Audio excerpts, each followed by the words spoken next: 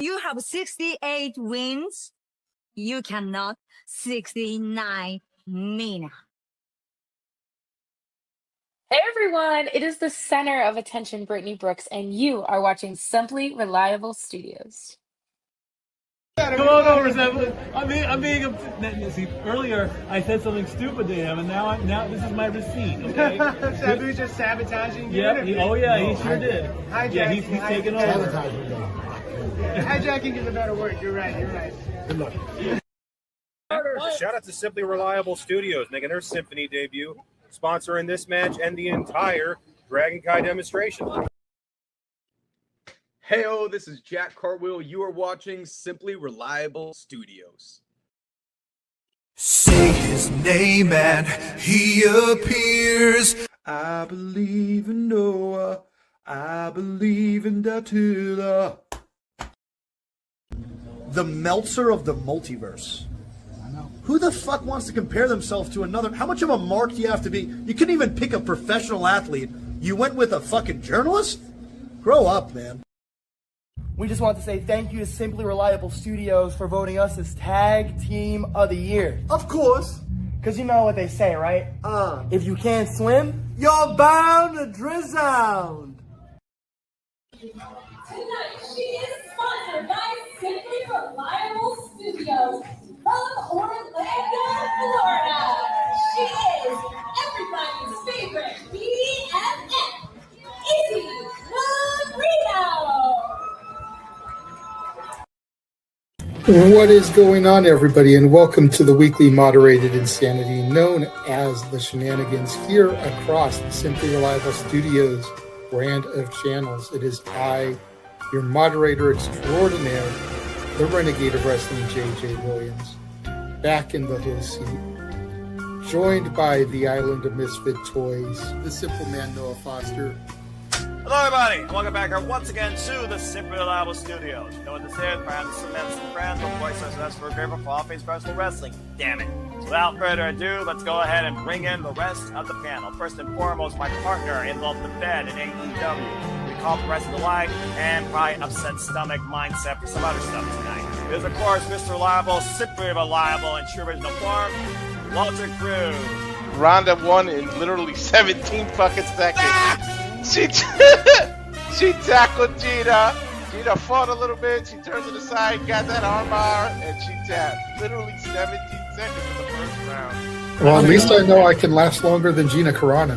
We've got one half of the Canadian connection and a man who just got done doing some hockey coverage with the Stat Boy. Nick is here. What is up, sir? Why were you guys talking about boobies for 45 minutes? Theme of the week, today's. She's yours, she's mine, she's our Canadian friend, Ash. That's actually elegant and not fake. Hello, Ash, how are you? Enough is enough. I've had it with these motherfucking AEW wrestlers winning my motherfucking New Japan title. Make sure you tune in every week because you never know who's going to drop in to join the Shenanigans. We do have the man who started it all. Jeff Meacham is with us. I'm impressed with what's going on at the JCW. I'm happy for Russo. I'm happy for Vito. I am a viewer, again, when I can get home and sit my ass down for a half hour, whatever it is, and enjoy that shit. Popping out before midnight virtually on this app. It is my cohort as fellow gamer and crazy wrestling watching aficionado, Charles Schultz, will also be joining me tonight in the fray as I welcome you into the Shenanigans once again at the end of this fine Saturday. I just want to keep seeing Mr. Guana show up every single time and just Polieska. I'm still agreeing with JJ. We still need that freaking multi-person puppet match. A puppet is not a competitor! Next out, they're competitors if you go to the right company. Teleporting in via the morphing grid, our very own Pink Ranger is here. Hey, everybody. You know, I know the firing of Scott Moore is controversial, but I feel like he needed to go in order for TNA to grow.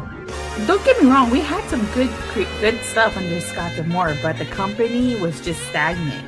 And you know, look how much they've grown. If this is what it took for her to acknowledge some of my NXT talent, and I'm here for it because we know she doesn't work Tuesdays. So the fact that she watches Thursdays and is still getting exposed to my talent, like, hey, something happened, right? She told me the other night that Trick and A was some of the best stuff in TNA. Yeah, I actually really did like Chicken A. I was completely shocked and blown away to discover it was Chad Gable under that mask. I had no idea. I would have never guessed it. I never saw it coming. This was just mind-numbing. This was like the reveal that Juan Cena was John Cena. I never in a million years would have guessed what Chad Gable was going to have that. Is Speed ever going to lose that title? Well, you know, everyone can be a dickhead, but how strong a dickhead are you is the real question. I have a pretty strong dick. I'll take your report. Good night, everybody. Hopefully no one else heard that. Cool.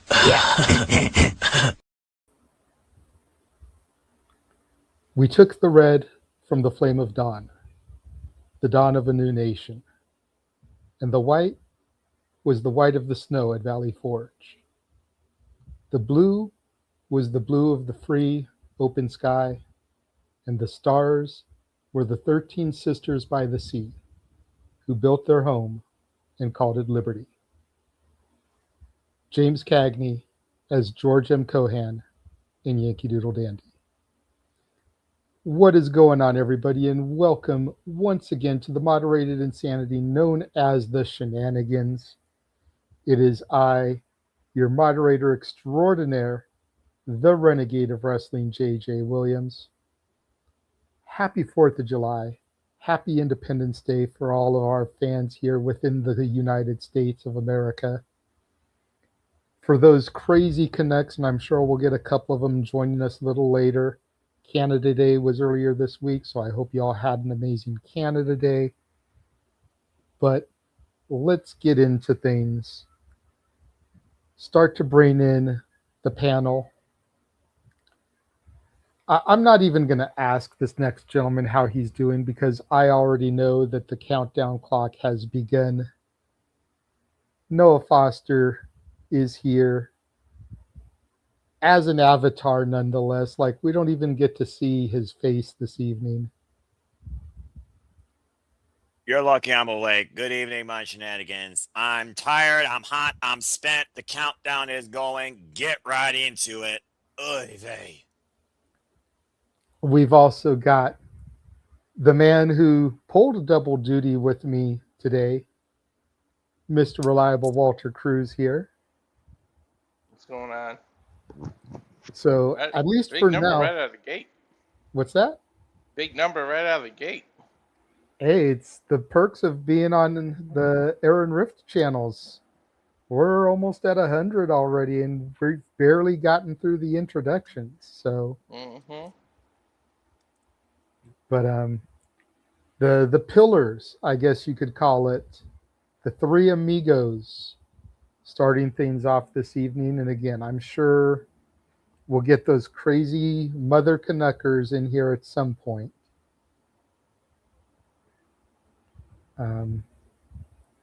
Good to see Matt in here. Good to see your son in here. Good to see you in here commenting along. But so okay, let's just jump right into it because this week there's a lot to talk about. I mean, you know, when we last convened for the Shenanigans, the real Shenanigans, not the interview, which go to the archives and check out our interview with Nasty Leroy from earlier this week. But when we last convened on the Shenanigans, we had only had Night of Champions. We had 3 more pay-per-views the following day, plus a week's worth of television. Plus Walter and I did 2 GCW events this weekend. We did one today, we got one tomorrow. So there's a lot to talk about. And I guess we'll just get right into it. I feel like the easiest thing to talk about is Slammiversary. TNA announced not one, but 2 inductees for their Hall of Fame, going to be going in at Bound for Glory. Conan and the Amazing Red. What I found interesting about this is Mike Santana played a little bit of a part in both, and his contract is expired. He wasn't at the tapings this week. He's more than likely on his way to WWE, but Frankie Kazarian, after the Ultimate X match, stopped Red, told him to look at the video screen, pretty much announced that he was going in the Hall of Fame. Santana appeared at the top of the ramp and applauded him because House of Glory connections. We got the video package for Conan. Mike Santana kind of narrated it, going back to the LAX days. So I just found it a little odd that he played such a big part in those, and he's no longer going to be with the company. But Noah, will go to you first. Thoughts on Amazing Red and Conan being named for the TNA Hall of Fame? Mainstay names of the TNA brand, Elite Express, LAX, and Conan, who's been instrumental in the growth of not only Mike Santana, Ortiz, Diamante, Sarita, multiple faceted influencer of the Latino culture, Orale, Hernandez, the list goes on and on. Just do Amazing Red. Not enough things can be said about Amazing Red when it comes to his innovative offense that has inspired the likes of so many that has gone above and beyond him today and before in junior heavyweight wrestling. Jushin Thunder Liger, Ricky Sosa, Will Ospreay, the list goes on and on. Of course, mainstay name in TNA as well, former X Division champion, has had matches with the likes of course, P. Williams, AJ Styles, and of course, longtime running mate of Frankie Kazarian. Absolutely both justified and due. Wonderful additions to sum up, I would think, a very unique dynamic class that truly shows why TNA was always called the alternative. When you have a class set up of Amazing Red, Conan, and ODB, 3 of the most unique professional wrestlers associated with the name TNA Wrestling as your Hall of Fame for Bound for Glory, it feels like TNA is actually doing something right. Justifiably deserved, and wonderful announcements made at Slammiversary. Okay. Walter, what do you think? Very, very well deserved. Are we talking about both or just Amazing Red? Yeah, both. Okay. The Conan thing, it kind of, because I know how wrestling fans are, I kind of wish they did it years ago. I feel like they're going to start saying this is a Sympathy Hall of Fame because of what happened to him.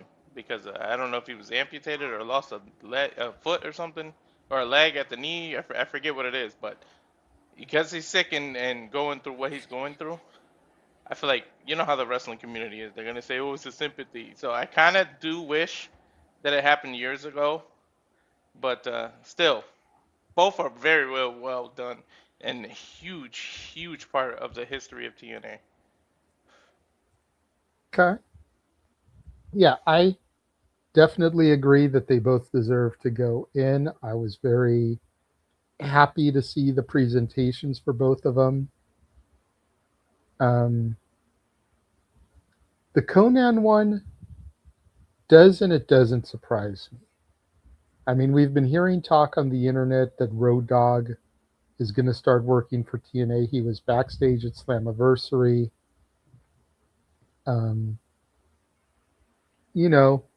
Just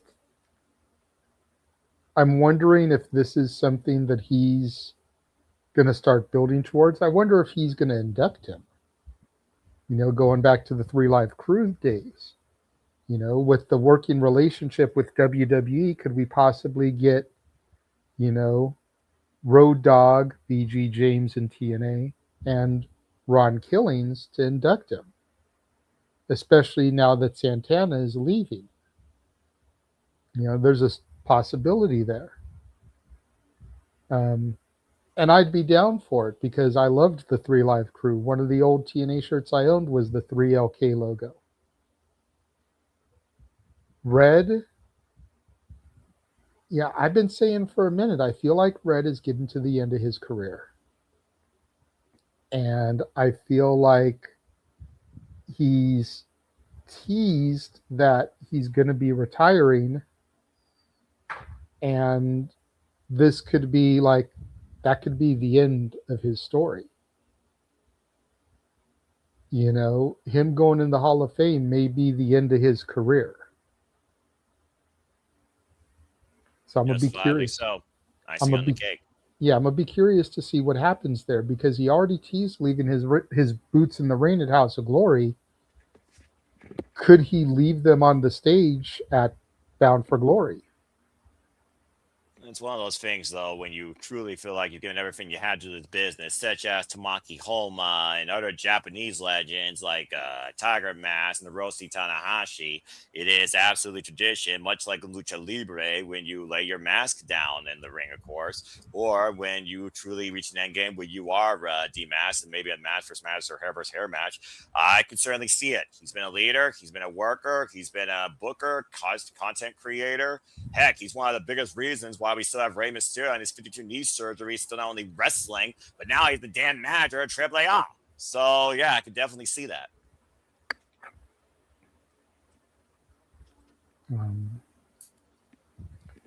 Yeah, hold on. I saw the freaking emergency. Bloody hell. No, you're good. You're good. Yeah, well, I'll come on camera in a moment, I guess, because shoot. Gosh. Oh, my head. This bloody humidity. But no, yeah, I know. seriously, It's been a warm day. It's been a warm friggin' week. Actually, for me here in Cali, it's been pretty cool this week, considering, but it's starting to hit that uptick again. Yeah, your definition of cool out there in California is a whole different definition than the frickin' Midwest, where fall and spring and winter are supposed to be more frickin' predominant, and hopefully they are. Well, true, but you also have to remember I'm in the desert. It almost never gets cool up here. So the fact that we started to dip back into the 60s, in the 50s at night instead of staying in the 70s overnight, like that was a pleasant change. Yeah, fair enough. But yeah, at the end of the day, shout out to Amazing Red, shout out to Conan for going into the Hall of Fame. Again, very well deserved for both of those gentlemen. Good Lord.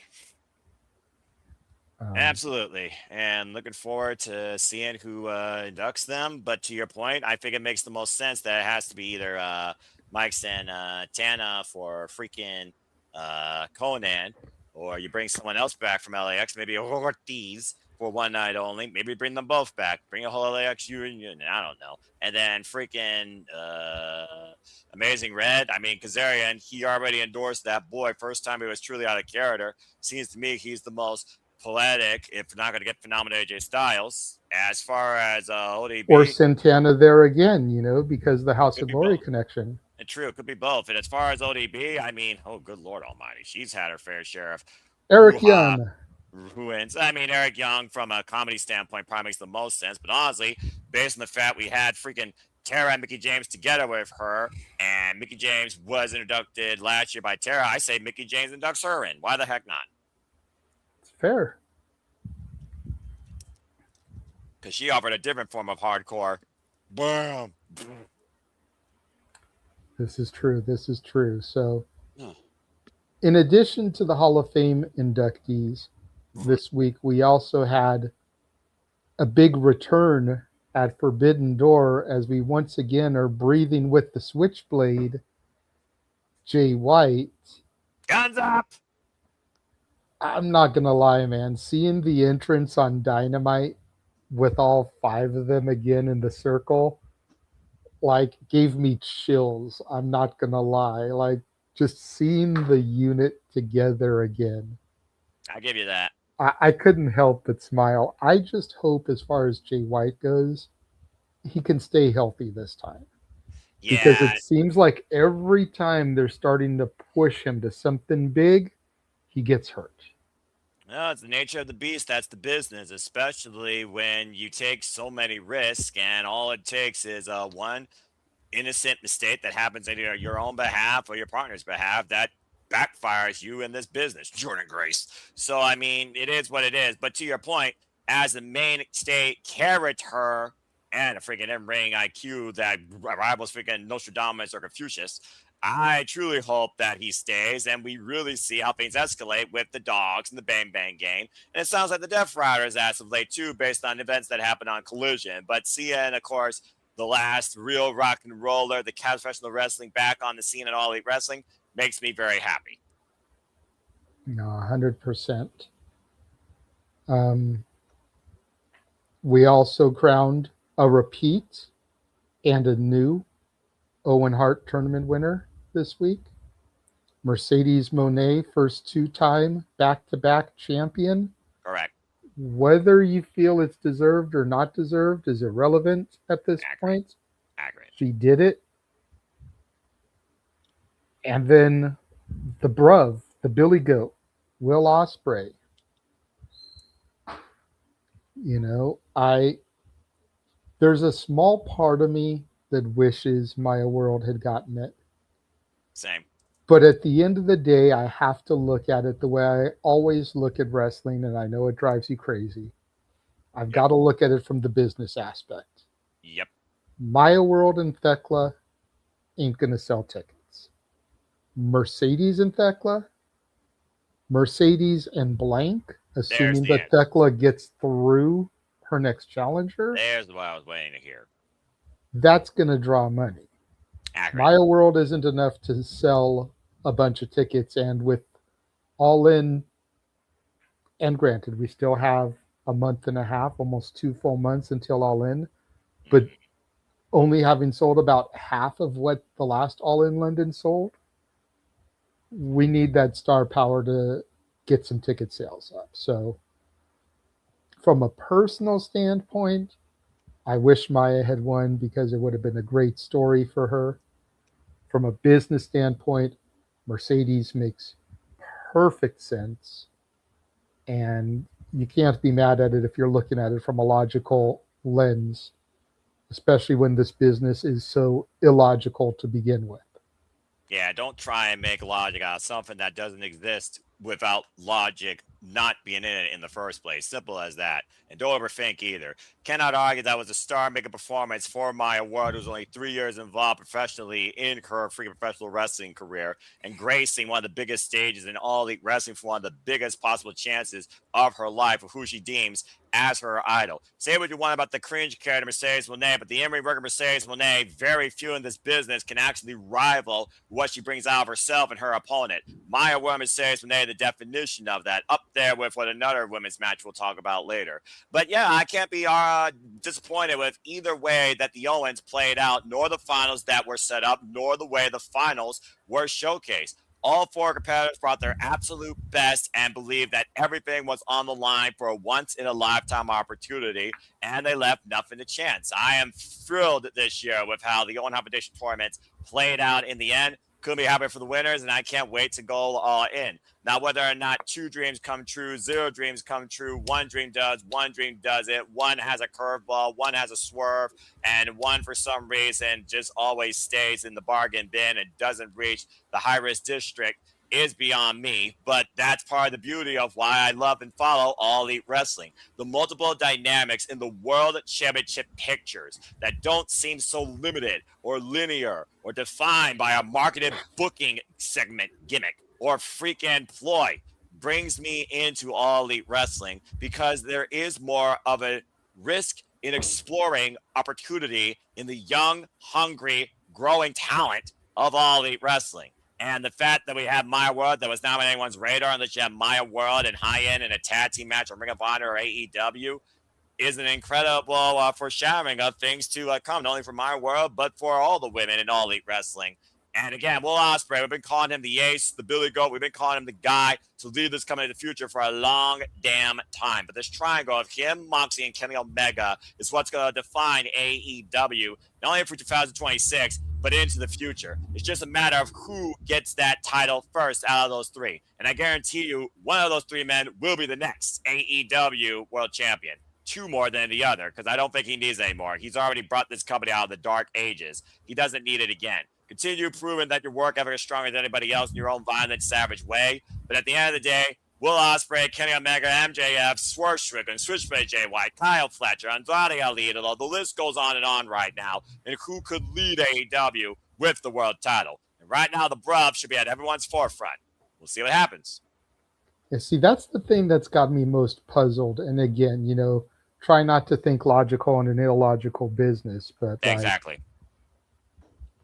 The odds of both Owen winners winning the respective title matches at All In, you got to figure those aren't great odds. You got to figure it's going to be a split 50-50. So it's like who wins and who loses. I feel like if Ospreay loses, Wembley riots. That, but I also want to put this to you. The last time we were all in Wembley Stadium, both Owen Hart Foundation tournament winners, of course, the American Giant Bryan Danielson in the main event, and the Glamour, Blake Monroe, both left with the AEW world titles. That's fair as well. But again, it's been done before, so would they repeat it?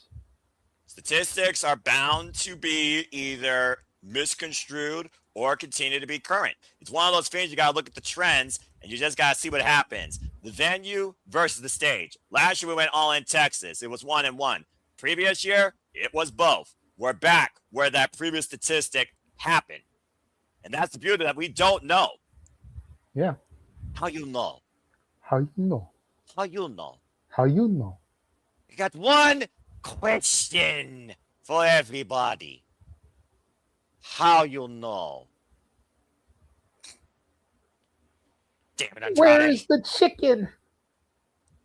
Leo Rush. I don't blame Orange Cassidy freezing in place.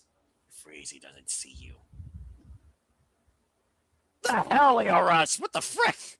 It goes beyond Gollum and freaking Lord of the Rings. I don't know what the heck the black card is, but it certainly is unique and creepy. Definitely. Anyway, but yeah, and overall, Forbidden Door was just another fun stage, and like me and Gino break it down, a Bruce League breakdown. Go check that out, folks. Again, shout out to Papa Gino. Again, congratulations, by the way, on the new engagement. Bottom line, we had 3 matches that were Forbidden Door-esque with interpromotional showcase representation. You had, of course, New Japan, AAA, CMLL, and New Japan. The legit Lucha Libre promotion, not the Lucha Libre Sports Entertainment, is what it is. That's literally what they are, folks, in Mexico. That's why they work so well with their partners. I'm just saying. And one of them's the oldest promotion on the planet.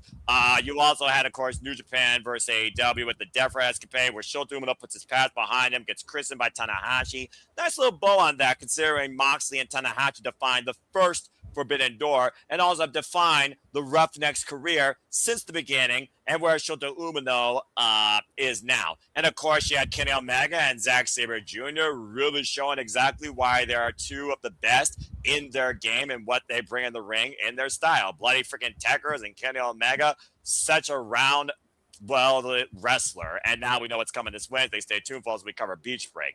You had the AEW title contingency with the AEW Women's World Championship. Thekla tested, even though she was a heel, strongest match to date, and she won fair and square against somebody she never beat while sticking it to her former employer and the co-promotion partnership of Stardom. By the way, shout out to AEW and Tony Khan heavily focusing this year on Joshi talent showcasing not only a Forbidden Door, but through the Forbidden Door week with Micah, with Rina, with freaking Hazuki, etc., etc. And then, of course, you had, like you said, the Owens, and of course, Death's Door. First ever I can remember round steel cage match where there was no escape, and also escape didn't mean no besides you're a pussy, but also didn't define the decision. And at the end of the day, it pushed the narrative of not only the AEW World Championship, but the other stories. Hey, there's a word for you folks. When it comes to who's feuding with who in the Don Callis family and the Don Callis family imploding on itself. Overall, I thought this Forbidden Door was a great show. It once again pushed a lot of things for an AEW. I think that the partners were fairly represent, not just during that, but during this era as well. Olympia, she is a powerhouse. Damn, I need her versus Megan Bayne in my life. And overall, I just had a great time once again as AEW brings a certain level of expectation to a professional wrestling fan that most of the times they don't miss. 100%. Did I hear you say bloody techers? Yes, buy the shirt. I knew you were going to do that. I didn't even look. Cheap plug. Even if my mind is still less than 50% because this heat pisses me off and I'm still working on church stuff, I'm always going to bring my best forward when it comes to the shenanigans, my fellow Americans, Canadians, and wrestling fans, and JJ Williams. Well, I'm not an American and a wrestling fan. I just get my own and JJ Williams.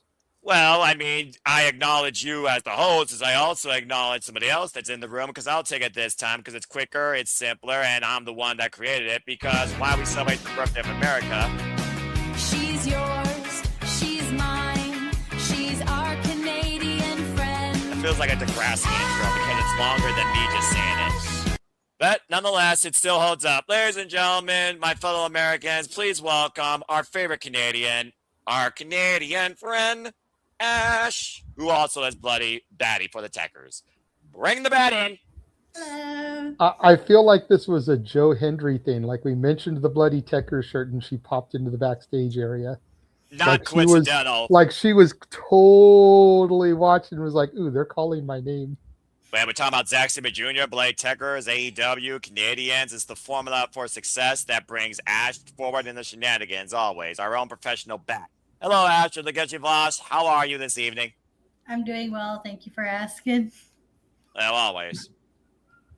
And now back to JJ Williams, and I'm basically the freaking Johnny Gilbert to Alex Trebek. Go ahead. This is Shenanigans. And now here's our host of Shenanigans, JJ Williams. Damn it. Okay, so we talked about that. We talked about the Owen already. We talked about Jay White. Believe it or not, Ash, in the 30 minutes that we've been on, we've already covered quite a bit. Okay. You know, with it basically just being Noah and I, because we've already talked about the 2 inductees for the TNA Hall of Fame. We talked about the Owen winners. We talked about the return of Jay White. Any comments you want to give on any of those topics real quick? Yeah, I know Amazing Red is one of the people who are inducted, right? Correct. Yes, he's going to be going Amazing Red and Conan. Okay, that's awesome. Amazing Red going into TNA because he helped with the foundation of the X Division, Amazing Red. That is, 100. It's about damn time he gets recognition. Accurate. The Owen Hart winners? Yeah, it was predictable who was going to win, but at the same time, predictability is not always a bad thing. Quote unquote, Superman Noah Foster. I wouldn't say it was completely predictable. Osprey, yes.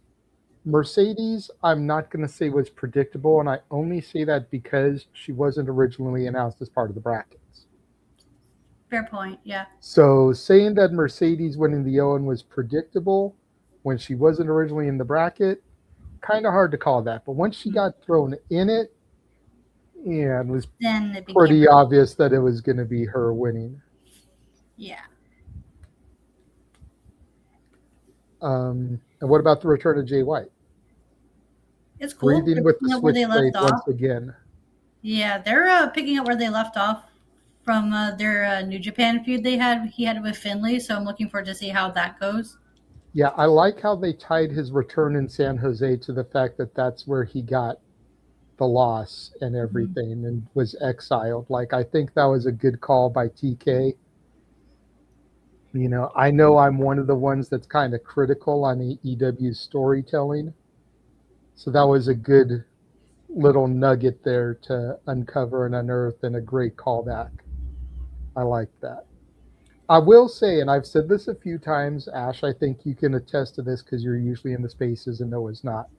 I have said AEW is getting better this year with their stories. Mm-hmm.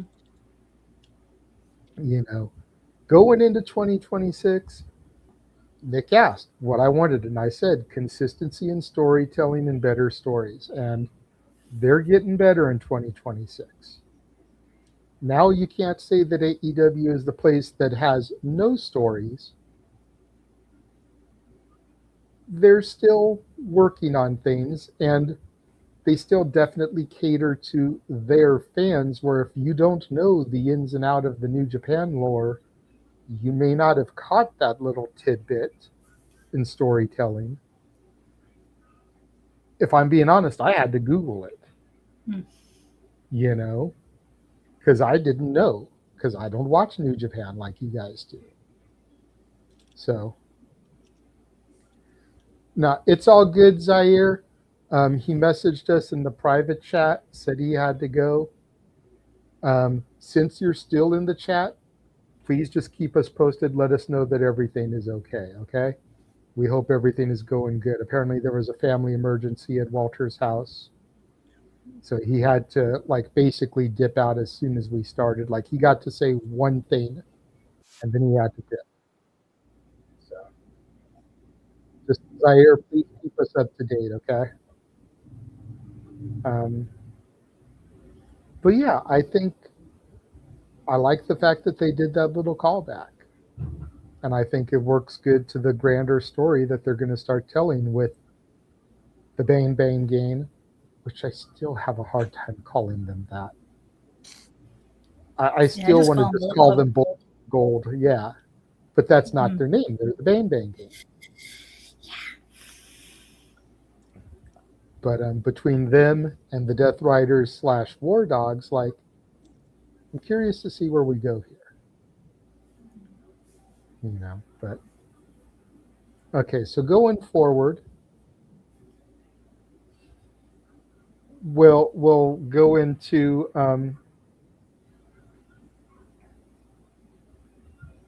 this last thing that happened over the course of the week. Then we'll go to commercial break before we get into the next major part. Some of you know, on Wednesday, July 1st, Canada Day, it was also declared Thunder Rosa Day in the city of San Diego. Totally caught me off guard, because she's not from San Diego. She's from Tijuana, which, granted, San Diego is about as close to the Mexico border as you can pretty much get here in Cali. I know somebody who was trying to drive to an arena in San Diego to do an event staff gig, missed the exit, and ended up in Mexico. So that's how close it is to the border. But having been from Tijuana, Texas resident, them declaring it Thunder Rosa Day in San Diego kind of caught me off guard. But congratulations to La Mera Mera for getting a day dedicated to her in San Diego. Thoughts and opinions on that? We'll start with you, Ash, since you just joined. That's pretty sweet. That's pretty cool for her. Noah? I echo the thing with the same sentiment. Like I said, she literally wears and represents her culture with great pride. If she wasn't, so founded in Texas, Tijuana, Mexico, San Diego, proverbially, is literally her homestead. And it's a beautiful recognition for a deserving individual that has given back 10 times over for her community. So all I gotta say is congratulations to Thunder Rosa. All right. Nice, simple, and easy. Yeah, exactly, because I'm not from California. I don't know much more about that. Plus, some people, I think, confuse San Diego and San Francisco. One has a zoo, the other one has trolleys. And they're both at complete opposite ends of the state. Well, there you go. One's in the north, San one's in Francisco, south. yeah, San Francisco is close to the Oregon border. San Diego is close to the Mexico border. There you go. San Francisco is where Full House took place. Yes. Yes, that's Very correct. good. There is no Full House, by the way, not the remake. Saget. Well, no, technically both took place because it took place in the same house, and the house is in San Francisco. some things don't need a redo. You can go and visit the exterior of the house. You can take pictures on the grass hill from the opening theme song where they all have the picnic that kind of overlooks the house. Everything else is in a soundstage, but that little bit you can definitely still find in Frisco. So Interesting. even for Fuller House. Still. Like, I'll give it to you. Fuller House wasn't as good as the original. It had its moments. I enjoyed it because I grew up on Full House. And pretty much everybody was back except for Mary Kate and Ashley. So it's like, you can't really hate on that. So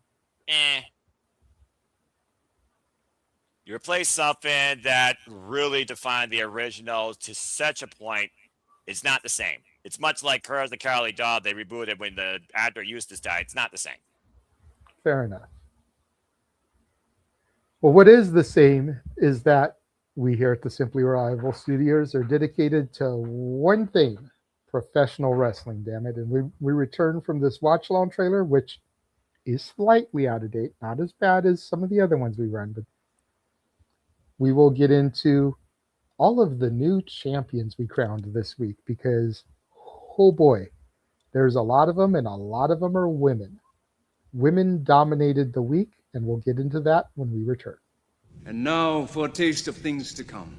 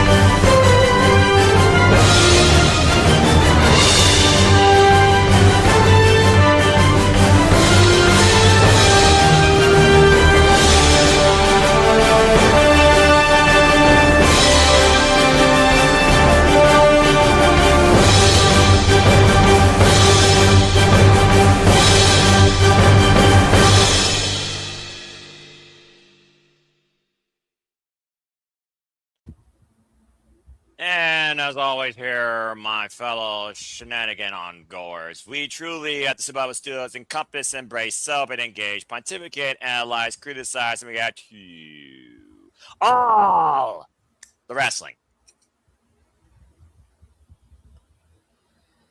So, women in wrestling.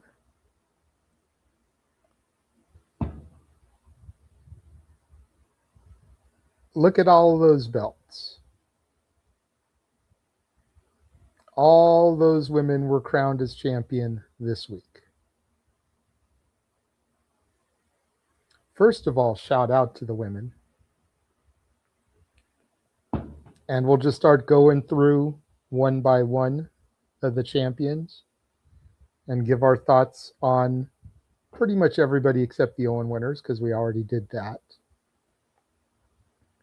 That walked away this week with new championships. First of all, yes, it was delayed watch along, but Noah and I covered it this afternoon along with Walter. NXT's Great American Bash.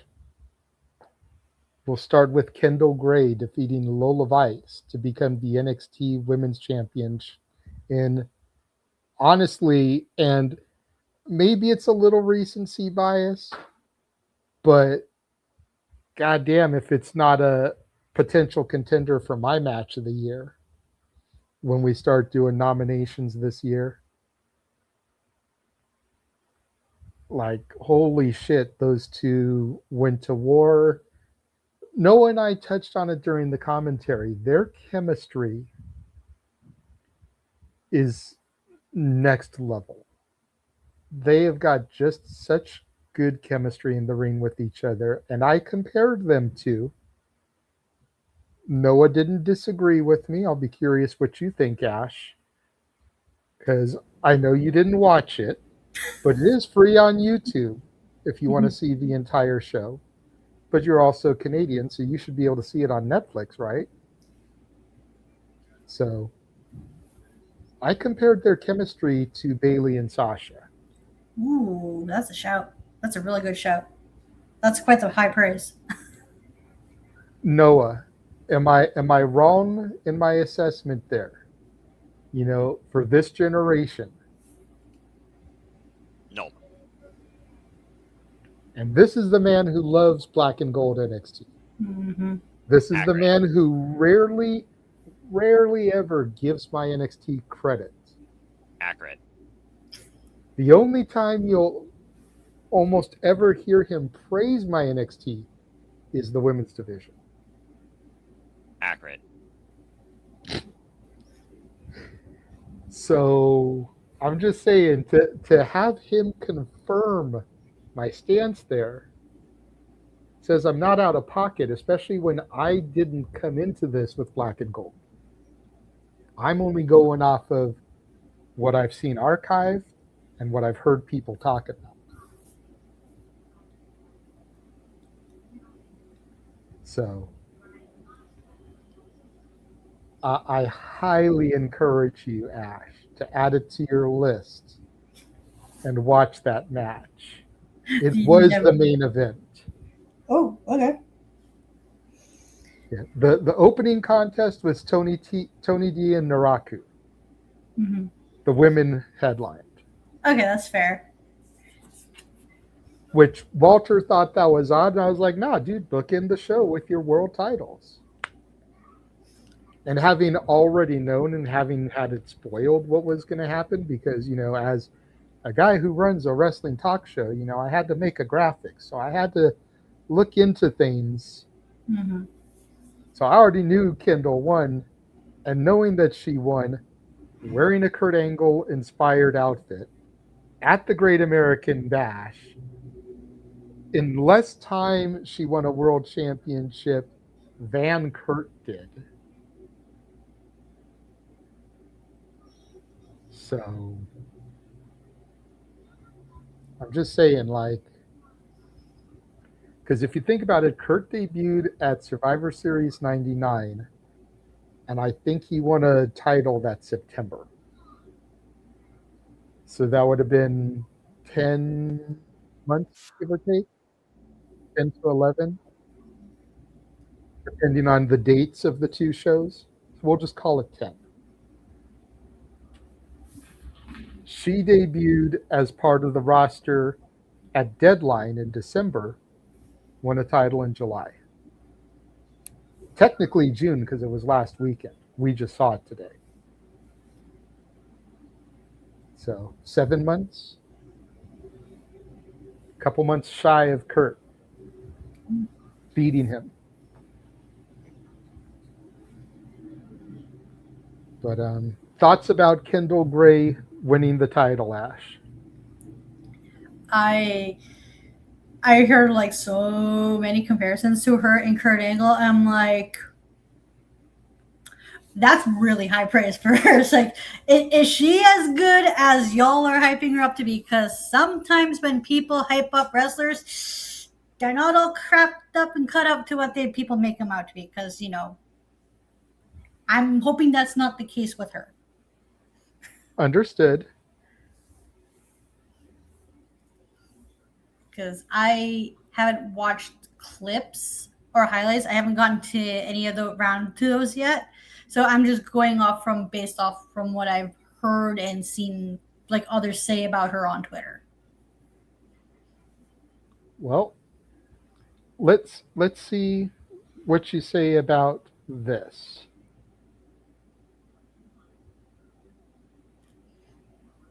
Not sure how good you can read it there. Oh, I saw the Angle himself. Witnessing the rise of the next generation is nothing short of incredible. I couldn't be prouder to see Kendall Gray rocking my gear and claiming her throne as the new NXT Women's Champion. Kendall Gray, relentless dedication, embodies everything we represent in this industry. There's only one Kendall Gray, and I can't wait to see her conquer new heights. But just a heads up, in 8 years, you might want to watch your back, Kendall. There's another Angle eager to step into that ring, and she's got her eyes on you.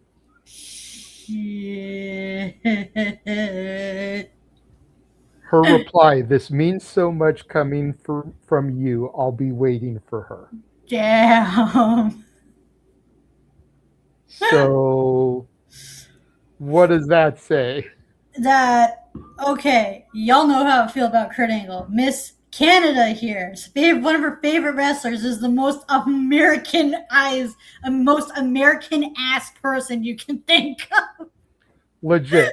The Canadian who's never watched Bret Hart matches loves the American gold medalist and the Aussies. Yeah. We can't forget the Aussies. But right? Gotta love that dichotomy. Yeah, I grew up watching Kurt Angle. That's the thing. He was all there when I was watching wrestling. Kurt Angle is what got me into technical wrestling in the first place. That's a fair shout. That's a fair shout. So sorry. I was just gonna say because everyone kind of knows that I did wrestling, but I didn't do like real wrestling. I did backyard. Mm-hmm. When I started studying wrestling to try to get my game better, Benoit and Angle were the two I studied. Mm-hmm. So I'm right there with you. And those two, again, chemistry. Mm-hmm. So if you want to use the Angle comparison, Lola and Kendall were Benoit and Angle.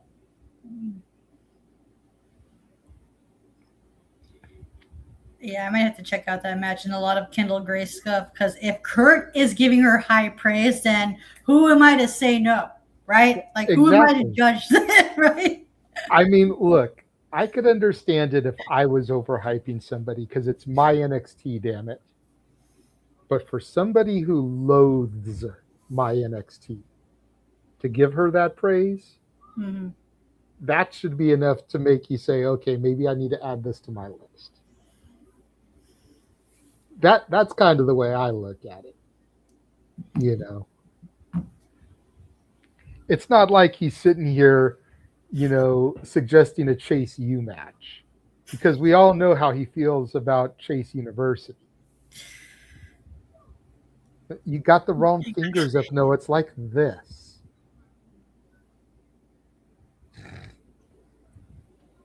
But I think somewhere I have the video clip of you throwing up the U and acknowledging Chase U. I got to see if I can find that. But yeah, it was a good moment, man. And then her family was there ringside for her to celebrate with. Noah, you were on the call with me. Talk a little bit about the moment of Kendall Gray winning the championship.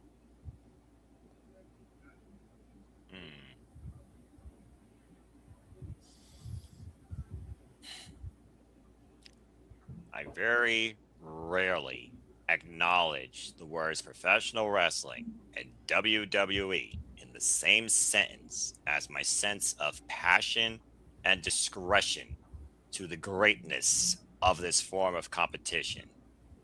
That other companies make WWE look like what they are at most times, child's play. But this right here, that's professional wrestling! I couldn't be more thrilled to see this all-around collegiate amateur athlete that used to kick men's ass, that has demonstrated a level of grappling technique and full-on potential and greatness since I can remember underneath the banner WWE that didn't feel like a glorified superstar Barbie doll / cover girl trying to be the next thing undermined because some promotional get-up nonsense. This woman right here is the future of wrestling now. She is the fine president. John Cena, he got it right when he picked this woman. I've been impressed with her ever since I saw her work at Iron Survivor, and only her and Lola Vice have garnered my attention fully in this NXT. Now she's the NXT Women's Champion. Now I got a reason to highlight NXT every week, and girl can stuff kick, and I always can appreciate that. Such a down-to-earth tomboy type girl, too. And even she, in her humble promo, realized that I may not look like a champion or sound like a champion at times. When it comes to me in this ring, you're going to see what it means to wrestle Kendall Gray. And damn, I love that shit. Because wrestling is a forgotten word and art in the WWE versus entertaining. She is not a character. She's a wrestler. She's a worker. She's the standard right now in NXT. And for anybody in WWE that needs to step up and keep up, absolutely a phenomenal showcase and a phenomenally well-earned for me to say, moment. Couldn't be happy to see such an incredible map-based clinic strike counterintuitive matchup in WWE, and for Kendall Gray to spearhead what women can do maybe in the WWE when it comes to professional wrestling. I could not be more impressed or more happy right now for my favorite person in WWE going. So WWE, don't fuck this up. You might have a fan of me again. Absolutely earned it. And right now, my favorite WWE Women's match this year, and honestly, my favorite WWE Women's match since WrestleMania 41, opening triple threat at Sunday night. Well done. What are you showing me, Ash, on your phone? Oh, sorry. It was a list of matches to catch up on for 2026. Oh, nice. And I added that to the list.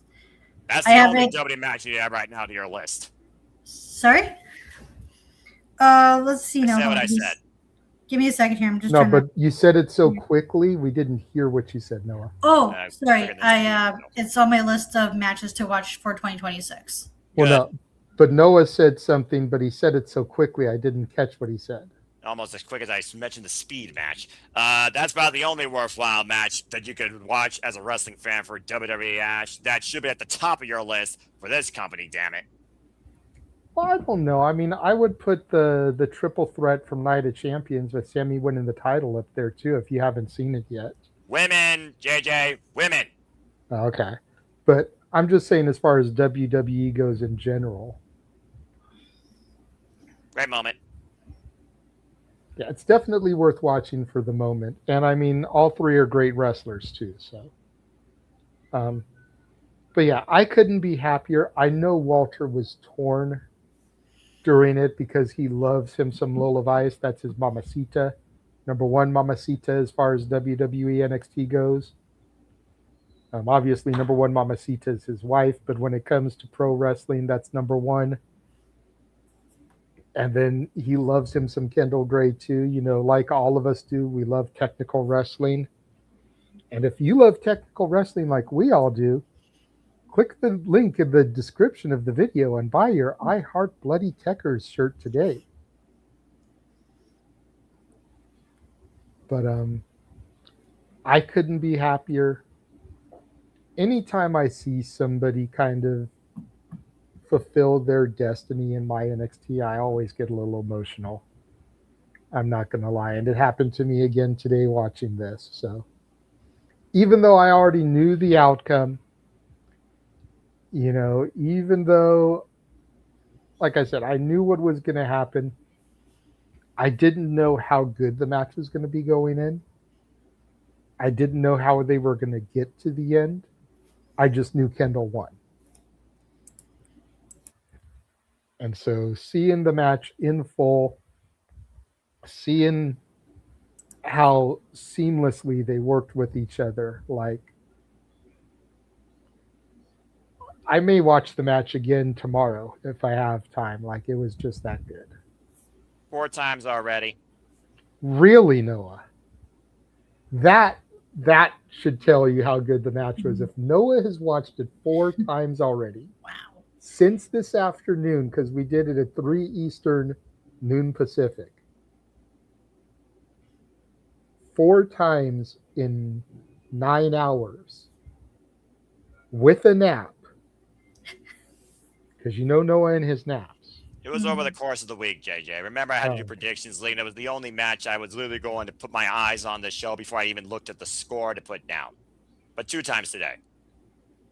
Still. I'm just gonna let you guys know right now. Kendall Gray versus Lola Vice for the at NXT Great American Bash is the 6th NXT Women's match I have on my list. There you go. And that's because, and I've been saying it for a while, and again, Noah confirmed it on commentary today. He'll agree with me here now, I'm sure. The women have dominated NXT since Roxanne began her second run. I'll give you that. Prior to that, it was a little back and forth because it was shaky. When I came into it, there was Mandy Rose as champion still. Then Roxanne had it. Then you had the whole thing where she had to surrender it. Then, like, Indy won it. Then she lost it. And Tiffany and everything. But then when Roxanne started that second run and really started cooking as a heel champion and everything, that's when the women's division really got elevated to another level. And you can maybe argue it got knocked down a peg or a half peg when JC took over. But I think that's just semantics, and if you like JC or you don't, because of her beating Stephanie Vaquer. And what a holy shit moment that was to begin with. But, like, my women's division in NXT has been the reason to keep tuning into NXT. So, moving on from Kendall, as I feel like we spent a lot of time talking about her, we had another world champion crowned last weekend. TNA Knockouts champion Zaya Brookside defeating Lei Yin Lee. I haven't seen the match because I still haven't seen Slammiversary, but I'm just so happy that Zaya finally got her moment. I feel like Lei Yin Lee was just transitioned because it was on Ariana Grace. Zaya was heel, needed to get it onto a baby face so that we could move it to a heel. Sucks as far as Lei Yin Lee goes that she had such a short second title run with it. But, like, I couldn't be happier for Zaya. Noah? Because, again, I know Ash hasn't seen this match, so I'll go to you next. Very happy for young Zaya Brookside, of course, the daughter of one Robbie Brookside, who is a trainer at the W Performance Center. I've been following this young lady, Angel of the Ring, since her work in NXT UK, and I thought she had great potential there. And seeing her pursuits and both the growth and development of her and Laylee together during their short stint in TNA Wrestling since last year, mostly only going after the TNA Knockouts Tag Team titles, and this being her third opportunity for the Knockouts World title and finally getting it. Going to business for herself, sometimes you gotta be selfish, sometimes you just gotta take what you want by force, and she did at the expense of what was her friend. Iron sharpens iron sometimes, where even your greatest partner could be your most formidable enemy, and that's what Zaya Brookside turned this into against Lei Ling Lee. It was a well-deserved and earned moment. She found the right opportunity and took advantage of it, and now Zaya can try and lead by example where she always believed she was meant to be. And we'll see how well she does in her first defense against Lei Ling Lee under no qualifications. But for a young, little perky 11-year vet of the ring at 27 years of age, second generation, absolutely well-earned and deserved, and the sky's the limit for the Dark Angels of the Ring. I hope that she has a strong run, and hopefully this will define an internal development in the foundation of what's supposed to be the standard of women's wrestling in the TNA Knockouts division. Keep it in-house and keep NXT away. The one thing that I hate about this is that she's such a heel right now that all the renders that, like, TNA released of her with the title, she had, like, this mopey sad face. I just thank God that they do the post-show meet and greets and everything, because the image that I found and used for the graphic here of her smiling came from a fan interaction that got posted on social media from that meet and greet. And I just had Grok remove the fan from the picture and then used her from the picture to make the graphic there.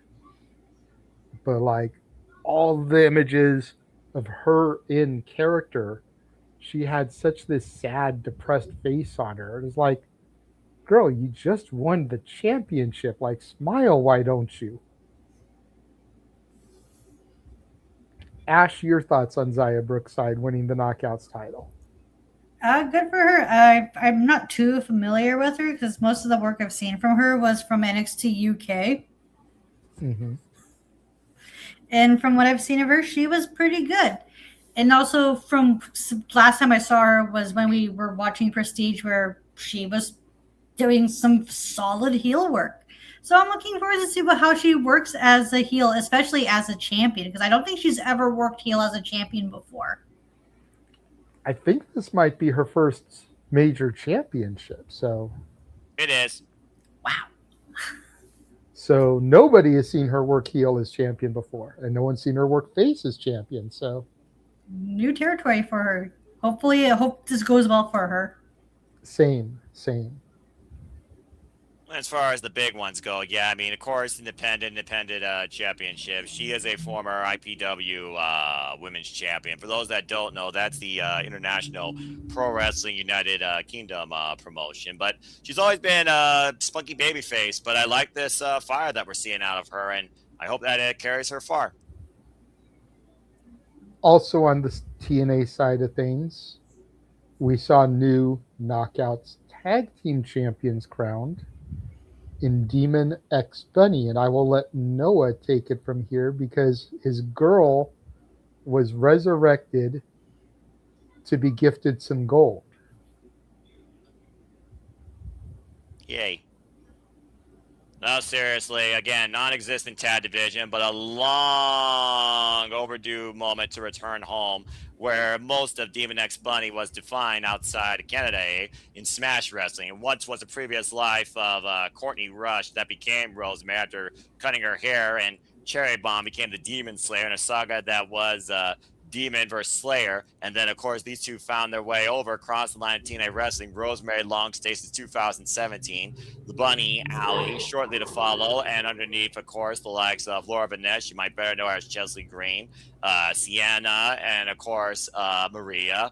It was wonderful seeing their work together in TNA Wrestling before her inevitable demise. And then, of course, she had the stint in AEW, one of the best women's tag team matches of all time, and that bloody Kerry freaking Crimson Mash street fight. Still watch that to this day.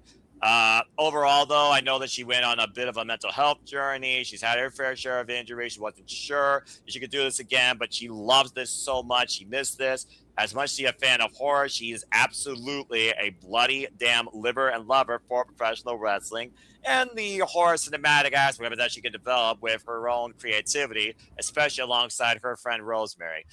These two are as good as water and oil that actually can work together based on the character dynamic, but it's also that friendship that many may not know besides me unless you follow their work on YouTube or follow the Demon X Bunny brand. And so I'm very happy for Courtney Rush and Laura Denise. I'm happy to see them together in TNA Wrestling. I'm happy to see Allie sign to TNA. I wish that there was an actual tag division. Who's to say if they actually build one again? But overall, I hope that this is not just a fever dream popcorn moment where, again, you sound more like WWE and be a similarity versus being what you're supposed to be, and that's the alternative.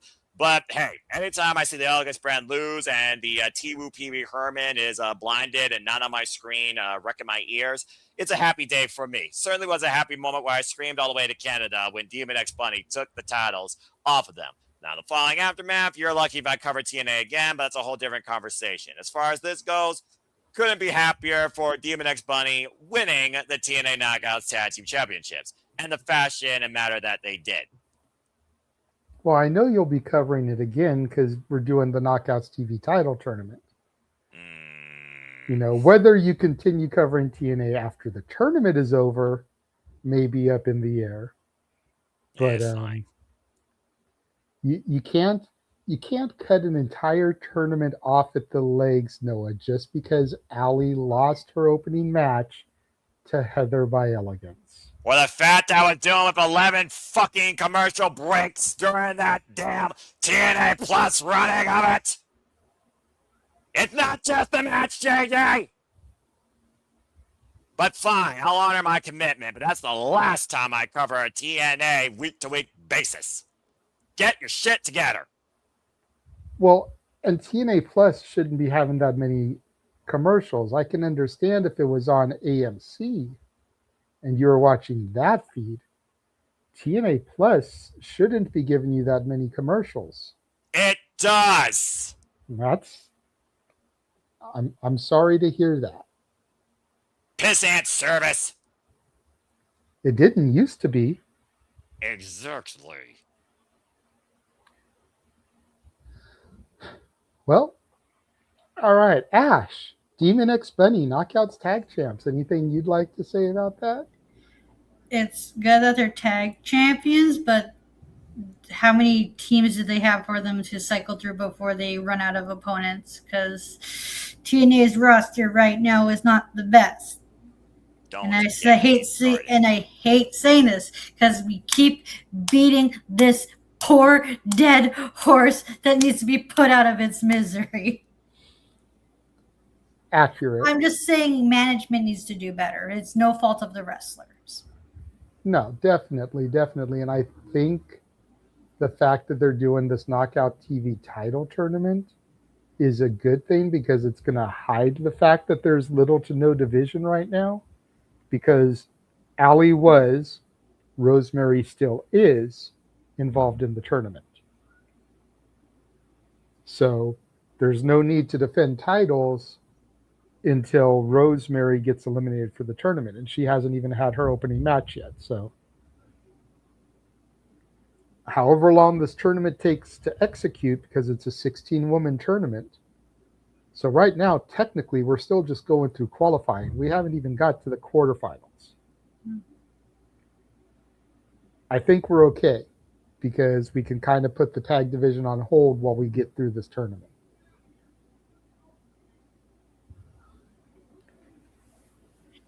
I don't want to say I'm indifferent about it, but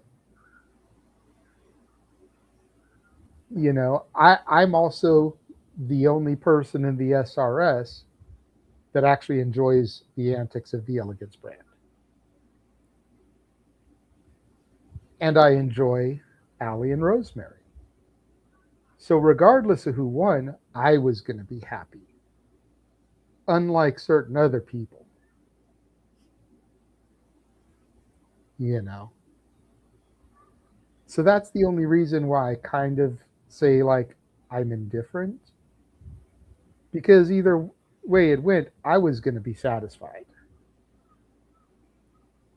Whether there's a division or there's not a division right now in this point in time with the words I'm speaking is irrelevant. Because again, I like what the Elegance brand brings to the table. They amuse me. Meanwhile, Demon X Bunny bring the type of, you know, cinema and story beats with the whole, what did they call it, Noah? The Dark Dimension? The Undead Realm? The Undead Realm, thank you. Correct, Undead Realm.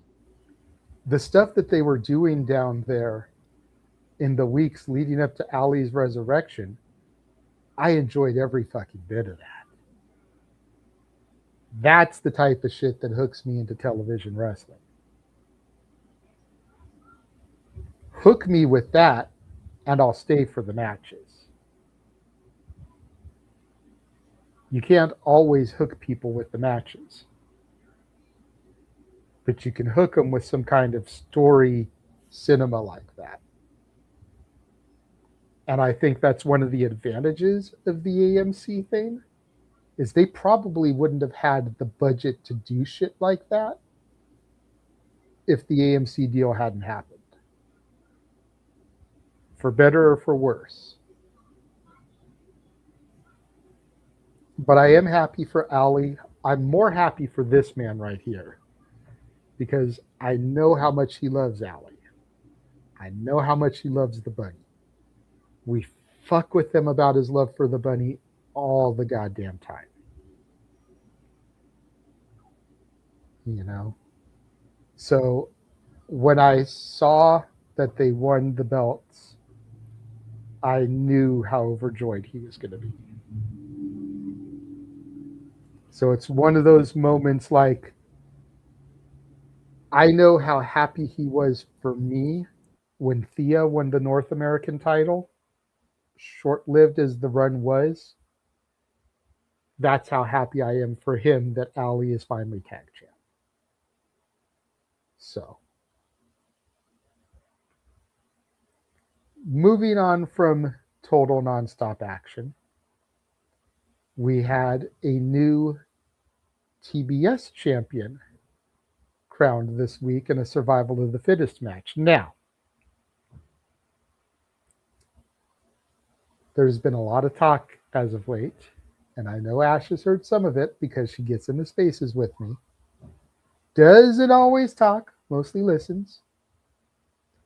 A lot of talk about, well, if Willow is just going to come back this week, why the fuck did we take the belt off her in the first place? It's not like they couldn't have just let the Owen happen and wait for her to do a title defense. Like, and I get it, but it is what it is. So let's just move on, y'all. Hikaru Shida walks out the new TBS champion. And I'm curious to hear Noah's thoughts on this because I know both of you were on the call for this. I'm happy for Shida. I'm just bummed that neither of my picks won. I feel like there would have been more there if Harley had won, especially since Willow was the previous champ. I feel like there could have been something there. I feel like putting the belt on Aminata would have been a good something to help build a new young star. Personally, I feel like once you've achieved world title status, there's really no reason for you to come down to a lower championship. You know?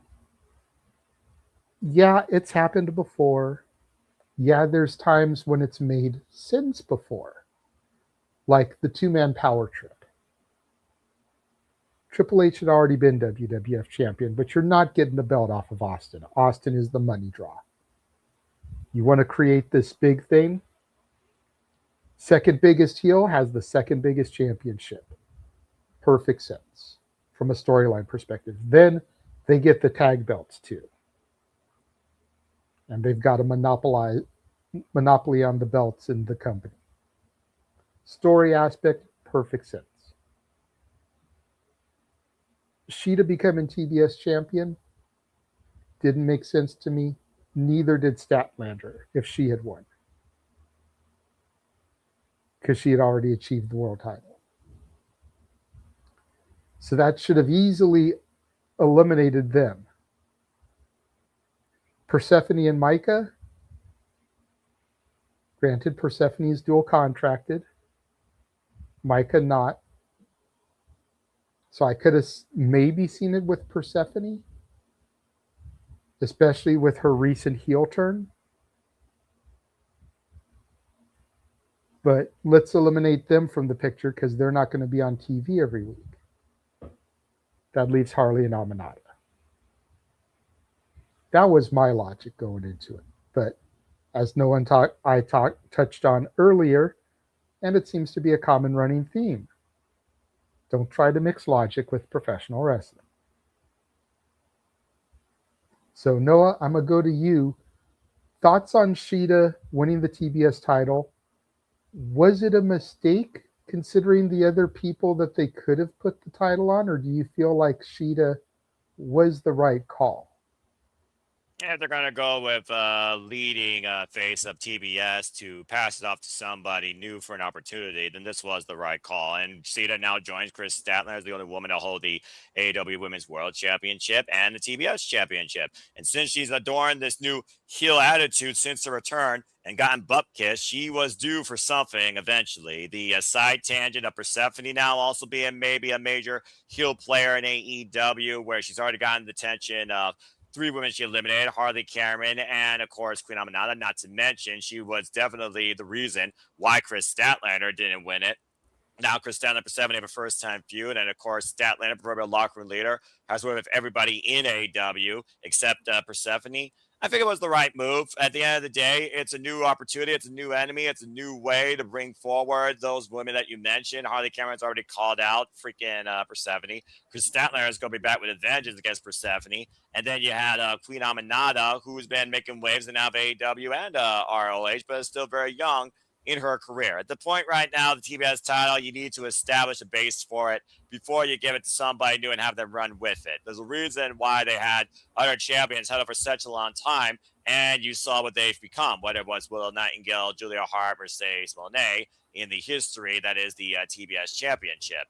Overall, I'm not disappointed with the result. Good for Ashita. It actually means that her heel character dynamic actually has value. And it's given at least 3 of the other women that you know are going to be mainstays in AEW someone else to do. Queen Aminata, who knows? See what the Casino Gauntlet brings. Micah, this was really a interpromotional showcase, but I hope it's not her last. Not disappointed in the result at all. Good for Shida, as that belt proves now that the best is Shida, according to what she believes TBS means. I'm curious to see. And I also believe that will not be open challenge either, which is what Willow Nightingale did. Curious to see who steps up towards the Shining Samurai first. Ash? Yeah, for this TBS title run, I'm not sure what to make of it, because you can make the argument for like any of these women winning it. Well, maybe not so much Micah, who is working in Stardom, and because their whole conflicting scheduling, because how I feel about that with the dual contracting, even though because it's easier to work around in Mexico, the CMML talent, than you can with Stardom talent. So I wasn't sure how they would do it, but it was a good showing for her. Shida winning the title is, I'm not sure how to feel about it right now.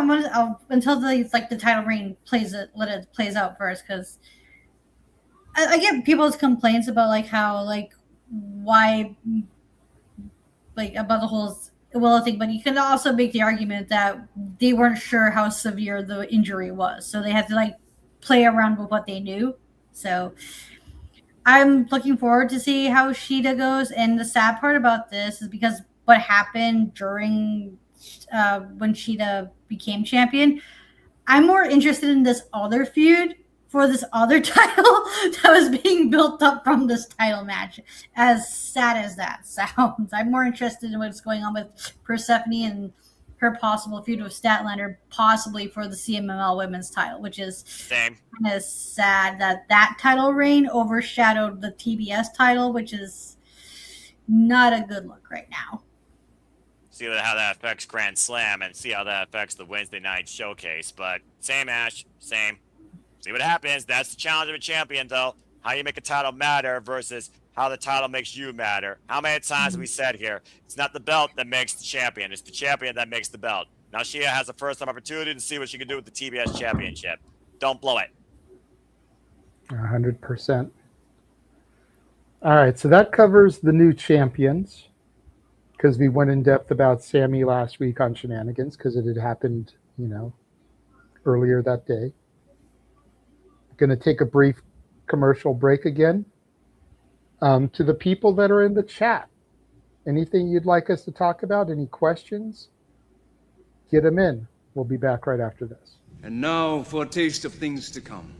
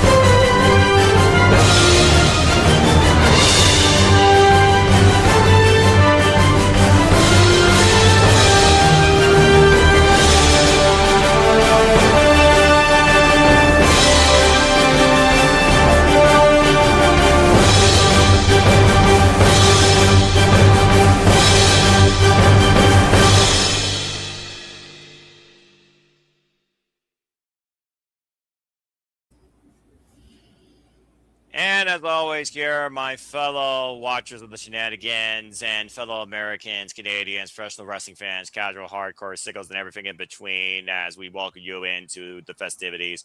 Here's about studios, which really encompass, embrace, sub, and engage, pontificate, analyze, criticize, and react to all the wrestling. And stay tuned when Batty Bagger Breakdown returns, part of City Level Studios, for our preview of this year's blocks in the G1 Climax. Date and time to be determined, whether it's live or pre-recorded. Stay tuned for that and so much more here at the City Level Studios. And now we return things back to the Renegade of Wrestling, JJ Williams. All right. So the last thing that I had today to talk about a little bit was, and we briefly touched on it a little bit earlier, but we'll get a little bit more in depth into it now. The TNA Knockouts Television Title Tournament. We had our first 2 matches this week on Impact. One of them greatly disappointed Noah in its outcome. But here is the bracket. So far, Mara Sade and Heather by Elegance have moved on to the quarterfinals. Still have a lot of great matches here to get into. Indy Hartwell and Vicky Venuto, Harley Hudson and Thea Hale, Elena Black and Wendy Chu, M by Elegance and Rosemary, Jody Threat and Gabby Forza, Jada Stone and Alicia Edwards. Based off of the people that are in the bracket, who do you think is going to win?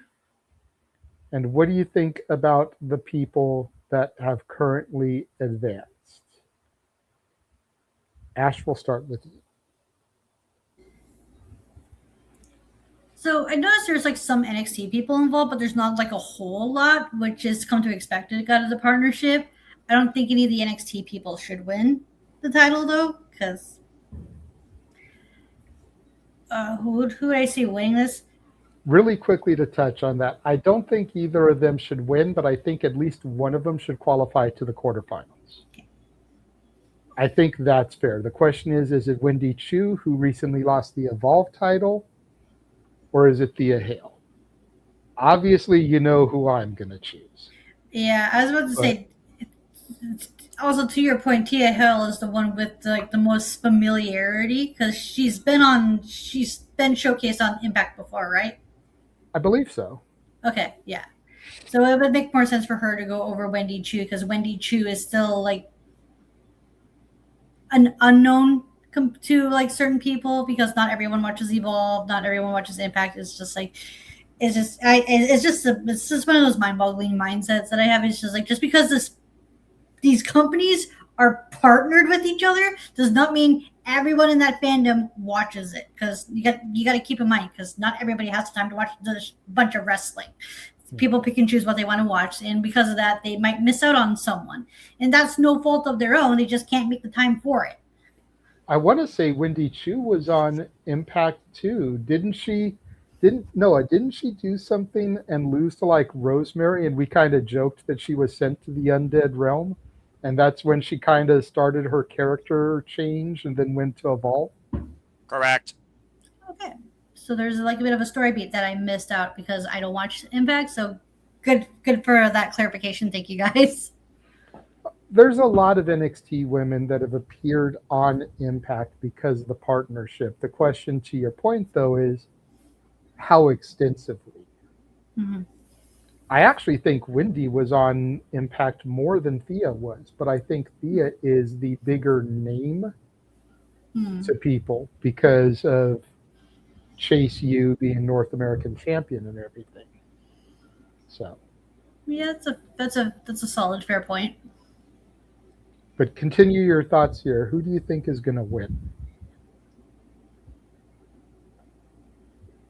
No, I don't watch enough TNA to know about it, but I hear a lot of people buzzing that Cora Jade is a heavy runner to win the tournament.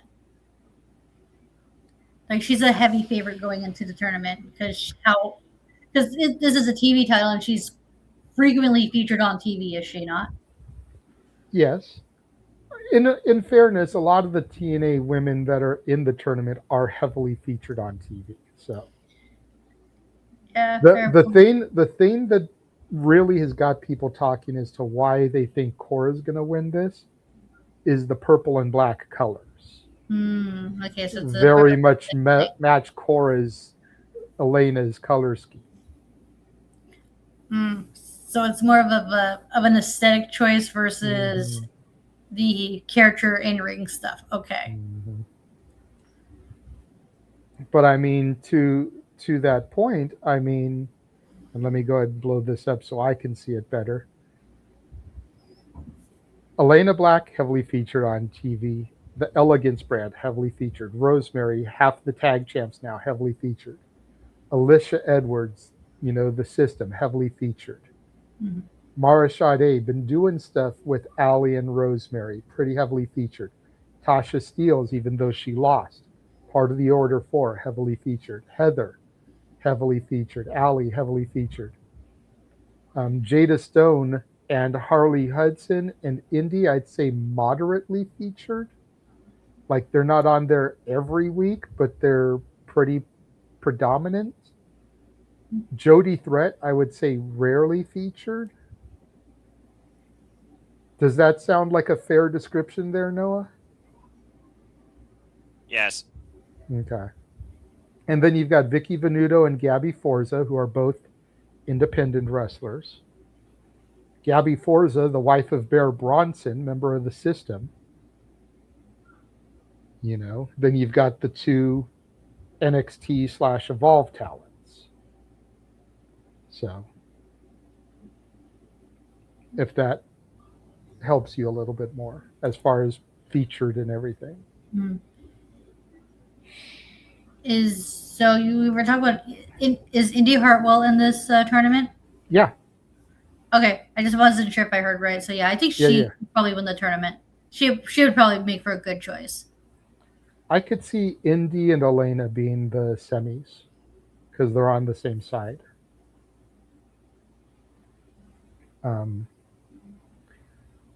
Personally, and I'm going to get your thoughts on this, Noah, and I know how you feel about invaders coming into your TNA. But with there basically being 4 wild cards, 2 filled by independent women wrestlers and 2 filled by NXT/Evolved wrestlers, I feel like 1 independent woman, 1 NXT Evolved woman should at least make it to the quarterfinals. Is that something that you agree with? Do you completely disagree with that and they shouldn't even make it to the quarters? I know you don't think they should be there in the first place, but that put to the side the personal bias. Do you feel like at least 1 of each should move to the quarterfinals just to make things a little bit more interesting? Because I know personally, I'd like to see Gabby Forza versus Alicia Edwards. But we don't get that unless Gabby qualifies for the next round and Alicia wins her round.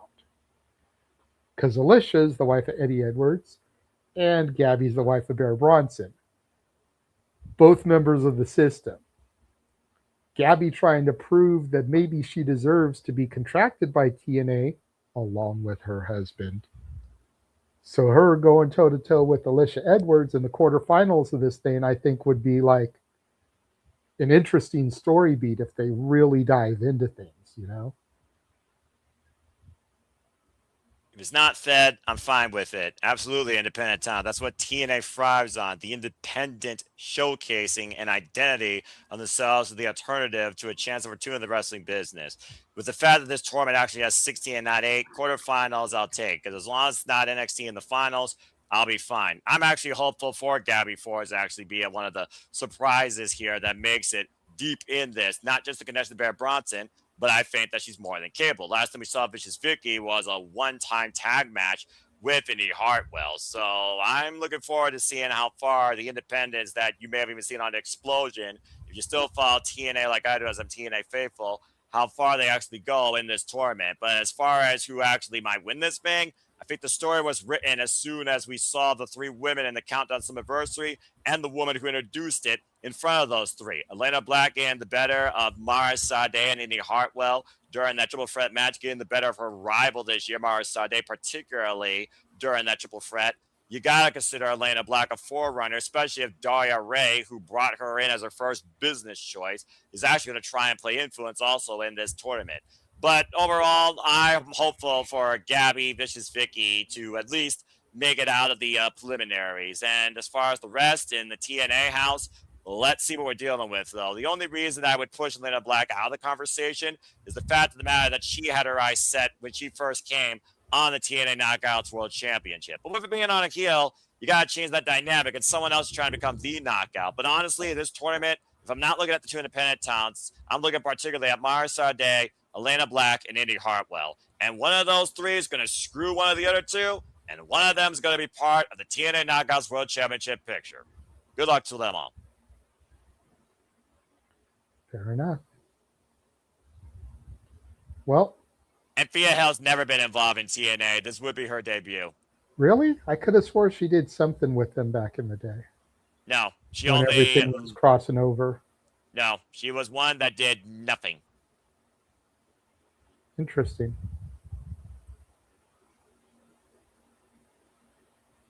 That I find very surprising.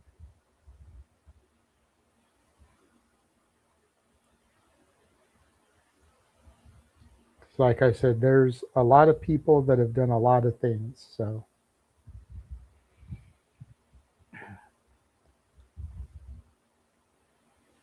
well, I know we are starting to near the end of your 2-hour countdown. For as much stuff as there was to discuss, I have run out of topics. I tried loading a video in, but there were too many things, so I had to delete something. I'm trying to load it in now. It's a little bit of a longer video, so I'm going to try and stall here just a little bit while it loads in.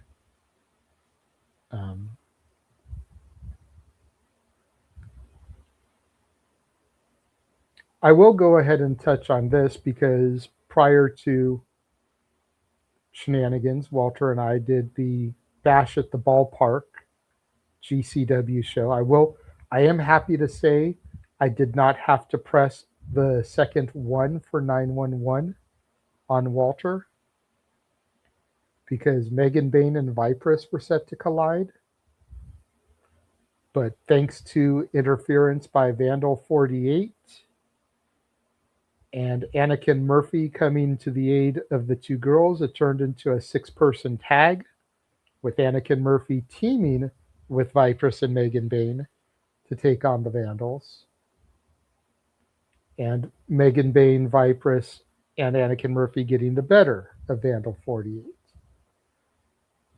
So, heart monitors and resuscitators and everything were not needed for Walter. Hell of a match there. The whole show was fun as hell. Like, you saw the roller coaster in Coney Island in the backdrop pretty much the whole time. By the main event, it was dark out and fireworks were going off in the skyline behind them. It was a trip, I'm not going to lie. It's the second Bash at the Ballpark we've done for them. I think it's the second one they've done. Definitely a unique show. You know, with a ring being set up on a baseball field at Coney Island.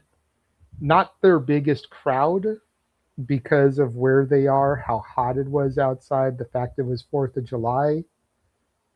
But a very fun show nonetheless. So I recommend people checking out the show. There were some great matches on it. KJ Orso, Sam Stackhouse teamed up to take on the main event. That was a great match.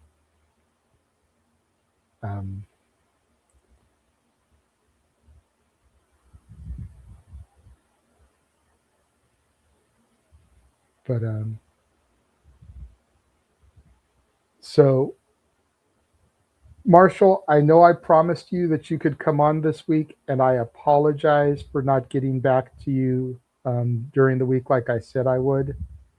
we're actually starting to wind down tonight. I was going to play a video clip, and then we were going to get out of here. What I told you could come on, I completely forgot this week was going to be 4th of July show. So we're just kind of keeping it in-house tonight. Next weekend, though, 100% I promise you can be on, okay? So the video clip is loaded now. As a lot of you guys know, in addition to doing watch-alongs, in addition to doing shenanigans, we've been doing a lot of interviews as of late. So I want to take you back to this moment from the Royal Prestige interview that we did a week ago. Play this video clip. And then once we come out of that, we will get into the shills and say our goodbyes. So take a look at this for a moment. Let's bring it back to wrestling, though, because we'd be remiss not to talk about Free For All. Coming up July 11th, this free show coming up. You know, go ahead and talk about. I know you're going to be having a title defense. We don't know who it's against yet, but some shit went down at Resistance, right? So just go ahead and talk about the Free For All show you got coming up. I'll let Brad go ahead. Well, I'm looking forward to the show. Like I said, I don't know who we're going against. But as far as we have a Resistance, you know, we had like a little fisticuffs, so to speak, you know, with Dragon Kai and whatnot. But you know, it was all fine because we came out with the victory and whatnot. But so that's the thing in the past right now. But as far as Free For All goes, man, you know, what's going on here? Whoa. Joe Hendry, you say their name and they appear. Jeez. What do you got going on here? So let me get this straight, guys. You say you got Steve Cullen. What's up, y'all? What's going on? The last show. What's going on? But you don't have to expect y'all to join. Sponsor our demonstration. What's up with that, huh? What? Who invited these guys? Like what? Like seriously, you don't have anything to say for yourselves about that, huh? Yeah. In the past, we didn't look. Anything. Distance, Anything. Yeah. Go on. You're just staying quiet. Here, I mean, it's rude to not introduce yourself. No, hey, no, listen. Yeah, I know who we are. I mean, you know, y'all crashed the live stream. I mean, hey. No, hey, don't you say worry something. about what I do. I know people. I have thousands. Don't worry about that. Don't worry about that. I know. Listen, hey, we have our Taekwondo demonstration. This proper time that we spent money on to put together and actually show people the way of the foot and fist, and then the shoot comes out to have an impromptu match with my student Cullen here, who's not even reached purple belt status yet. And then he has an impromptu match. It doesn't go the way it was supposed to go, not in Dragon Kai's favor. And then you guys come out. We challenge y'all to a match because we want to fight the best that Symphony has to offer. And it's a tag title match. And you guys got one up on us because we weren't ready. That's exactly what happened. He might not have been ready, but what was your excuse? You wasn't in the ring doing nothing. Shoot was whooping his ass all around the ring. Where were you at? Whoa. There's no excuses. I don't make excuses. You ruined our Dragon Kai Taekwondo demonstration. You ruined it, damn it. You ruined the whole thing. Exactly. That's not exactly how I wanted it to go. You ruined it. Do you have anything? Hold on.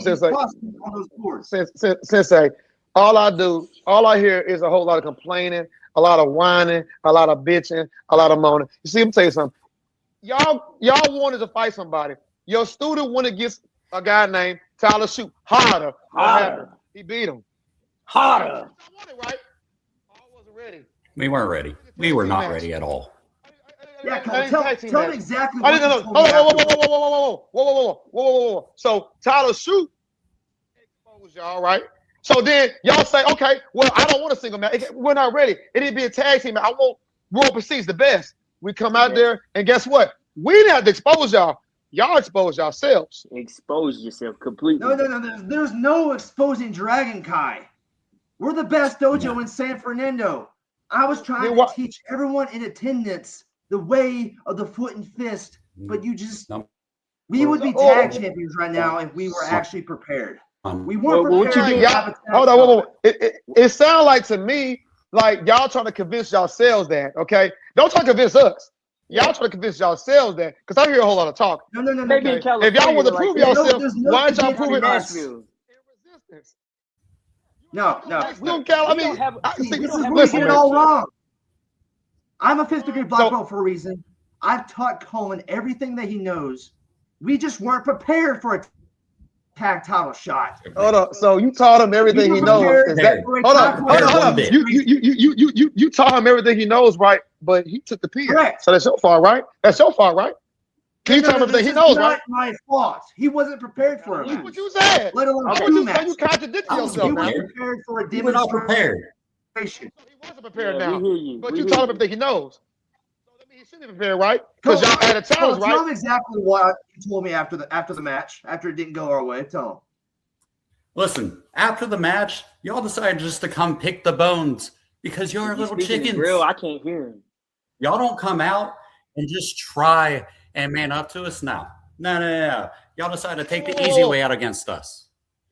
Y'all said we didn't man up to y'all, but I remember us facing the crowd and y'all hitting us in the back and attacking us. So how come when it come man to man with y'all? Y'all jumped us. So what are you talking about? It sounds like y'all contradicting y'all statement. So let's figure it out now. Let's pick it back on what's going on now. So what really happened? Just don't question my teaching. Don't worry about how I start my matches, how I try to teach. I'm very successful at my job.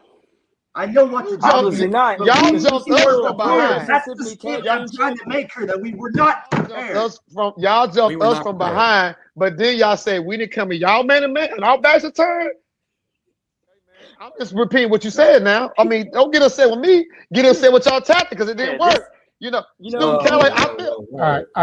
That's enough. That's enough, guys. That's enough. I've allowed this to go on for way too long. I feel like Stu Callahan getting the blame for what his sensei did. Gentlemen, I sincerely apologize for that. It just kind of is what it is around these parts. I mean, I'm unbothered, bro. I'm unbothered, brother. I got my apple juice. These guys, I'm unbothered, brother. Unbelievable. Jump on a podcast that had nothing to do with them, spreading their words about we wasn't ready. I taught my student this. I'm a good sensei.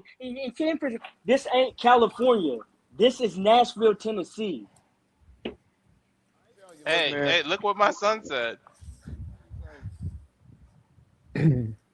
And not being ready sounds like an excuse. Stay ready. Won't need to get ready.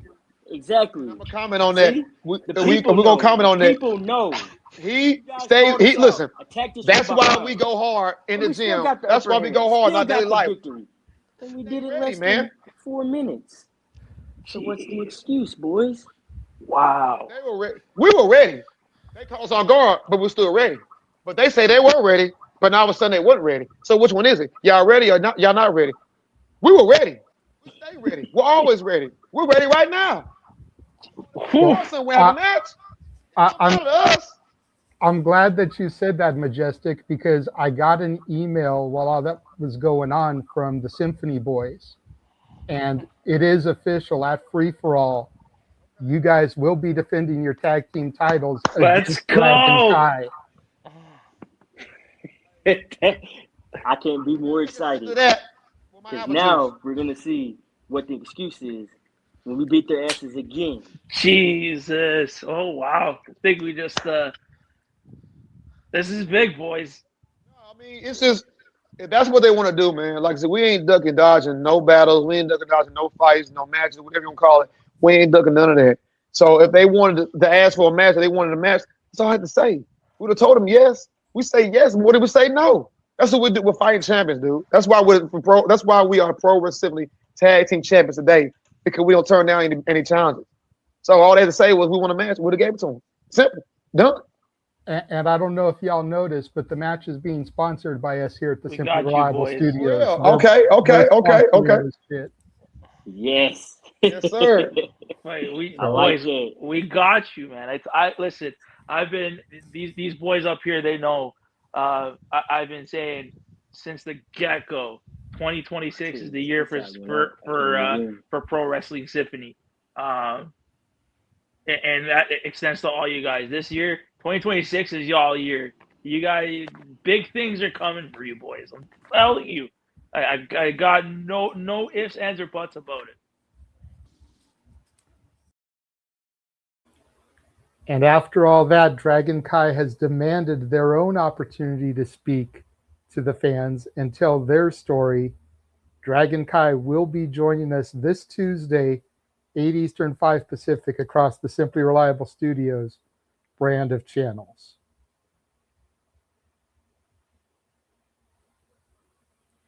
I gotta say, Ash, I was kind of popping a little bit at some of your reactions in the green room. What did you think of that video? Oh my God, Nick! Because Nick trying to like set this whole thing up was like, wow, he could not have made it more. He could not. Okay, I hate to be like theater kid on his ass, but he couldn't have done. He could have sold it a bit better. That he didn't know. He was just like Nick, I love you, darling, but man, be more convincing that you didn't know. Okay, man. I feel you there, but yeah, man, like having Dragon Kai crash the interview, basically running an angle on the Simply Reliable Studios. I gotta say, that's like bucket list crossed off for me. Like for real, we ran an angle, dude, for real. That was hilarious. What did you think, Noah? I know you don't go back and like really watch all the clips, and I know you were working on stuff, but you still had the audio going in your headset. What did you think? It seemed like a very heated exchange for what is a very competitive outing in this TAD division. And I got to admit, it goes to show that sometimes you get those crossover feuds when you least expect it. Pretty cool stuff. Let's see what happens. And again, I know the graphic wasn't completely clear in that, but there it is. Dragon Kai versus Royal Prestige tag team titles on the line. Sponsored by the Simply Reliable Studios. Pro Wrestling Symphony presents Free for All. 1 week from tonight, July 11th, Nashville, Tennessee. Go to PW Symphony Live on X. That's PW Symphony Live on X to find out the location and everything. Our very own Statboy Mike is going to be going to the show to represent us, to shake hands with Rory, Connor, Pat, to meet Tavon, Majestic, Sensei, Student Cullen. You know, it's going to be awesome to actually have somebody from the Simply Reliable Studios at the show to physically represent us. Not going to lie, I love my brother. Wish it was somebody other than him, because he can be socially awkward at times, to be polite about it, but he lives in Tennessee. Got to work with what we can work with. So, but that is going to just about do it for this evening. As we start to approach Noah's 2-hour mark, let's go ahead and start running through these shills so we can get out of here. Noah, we'll start with you. Find me if you choose on the X or on YouTube at M Foster 1916. For I am nothing more but a simple man and a lifelong fan of professional wrestling. Damn it! Reminding you and encouraging you in and out of your America's birthday. There are no winners, no losers, no bears. Just fans of opinions with this passion we all share. At the end of the day, folks, support one another, respect each other, protect your mentality too, treasure your families, and just do life to professional wrestling. As simple as that. And we'll see you next time when I'm covering something here on Watch Along. Sounds like Thursday Night Impact. Wednesday night, AEW Dynamite Beach Break. And again, there'll be a bag bracket breakdown here soon enough on exclusively the Cinemas brand and the Baddie for Wrestling YouTube channel when it comes to our outlook on G1 Climax 36. Of course, we'll be covering opening day this coming weekend. You might see me on Major Push. You might see me on a No DQ review too. But as always, I'll see you next time in and out here on the X or on YouTube, reminding you why professional wrestling is good and why you should be better human beings enjoying it too. Simple as that. Ash. You can find me on XDF, formerly known as Twitter, at ShadowBadAsh. And subscribe to my YouTube channel at Batty for Wrestling. Stop being dickheads in this community. Every single one of y'all. Y'all are such goddamn dickheads. It has to stop. Dickheads. And buy her shirt. Link in the descriptions takes you to the store. Buy the I Heart Bloody Techers shirt. Inspired by Ash and her love of Bloody Techers.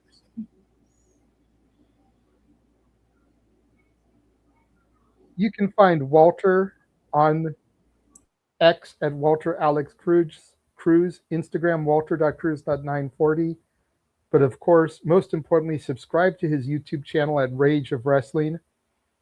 He only needs 42 subscribers now to get to that goal of 300. There are 350 of y'all watching. Let's make that happen. Most of y'all are on the Aaron Rift X account. Go subscribe to Walter Cruz, member of the No DQ family, member of the Simply Reliable Studios, Rage of Wrestling on YouTube. Get him to hit his 300 goal. You can find our own Mighty Morphin Pink Ranger at Rangers of Wrestling on Twitch, Instagram, and YouTube. On X at Datilla_, and also follow her more recent venture, PC Powerbomb, which is Pop Culture Powerbomb, on the X as well. As for yours truly, you can find me on Instagram at the Renegade JJ Williams, YouTube Casa D18 Studios, X Casa D18 Studio, no S at the end. And I am the main moderator of the Simply Reliable Studios X account at SR Studios 2024. That's where we make all our big announcements. That's where we've begun streaming more frequently, especially things like watch-alongs and shenanigans and our interviews.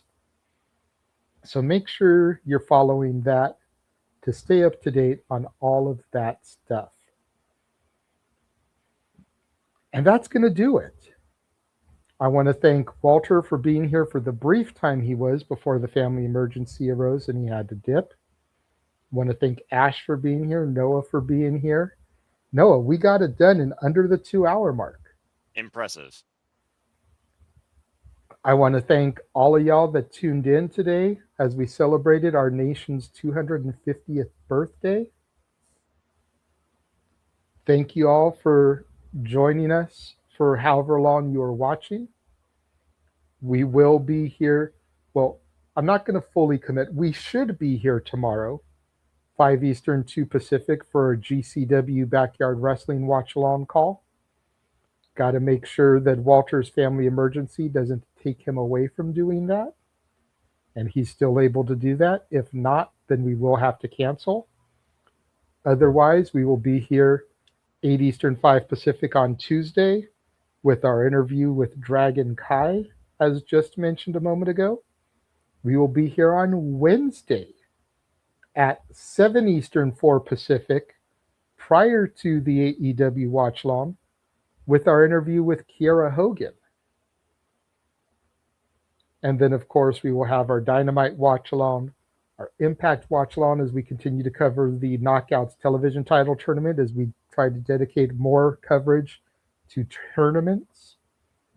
And then we will be back next weekend, as Noah said, with G1 Climax coverage and with the shenanigans per usual. Thank you all for joining us and tuning in, and we will catch you guys next time. Have a good night, folks.